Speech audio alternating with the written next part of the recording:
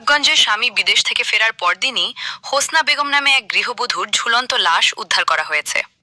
নিহত গৃহবধূ উপজেলার লক্ষ্মীপাশা ইউনিয়নের বাউশি গ্রামের শামীম আহমদের স্ত্রী। পরিবারের সদস্যরা জানান, শুক্রবার সকাল 7টার দিকে গৃহবধূ হোসনা বেগমকে ফ্যানের সাথে ঝুলন্ত অবস্থায় দেখতে পান তার স্বামী শামীম আহমদ। তাৎক্ষণিকভাবে তাকে উদ্ধার করে সিলেট ইবনে সিনা হাসপাতালে নিয়ে গেলে কর্তব্যরত চিকিৎসক মৃত ঘোষণা করেন। পরে লাশ বাড়িতে নিয়ে আসলে পুলিশ ঘটনাস্থলে উপস্থিত হয়ে মরদেহ ময়না তদন্তের জন্য সিলেট ওসমানী মেডিকেল কলেজ হাসপাতাল মর্গে প্রেরণ করে। এদিকে স্থানীয় সূত্রে জানা যায়, স্বামী শামীম আহমদ সৌদি আরব প্রবাসী। তিনি ঘটনার আগের দিন বৃহস্পতিবার দেশে ফিরেন। দেশে ফেরার পরদিনই স্ত্রীর ঝুলন্ত লাশ উদ্ধার করা হয়। স্বামী স্ত্রী দুজনের মধ্যে মনোমালিন্য চলে আসছিল। ঘটনাটি আত্মহত্যা নাকি পরিকল্পিত হত্যাকাণ্ড এ নিয়ে প্রশ্ন তুলছেন স্থানীয়রা। রহস্যজনক মৃত্যুর ঘটনার রহস্য উন্মোচনের দাবি জানান তারা।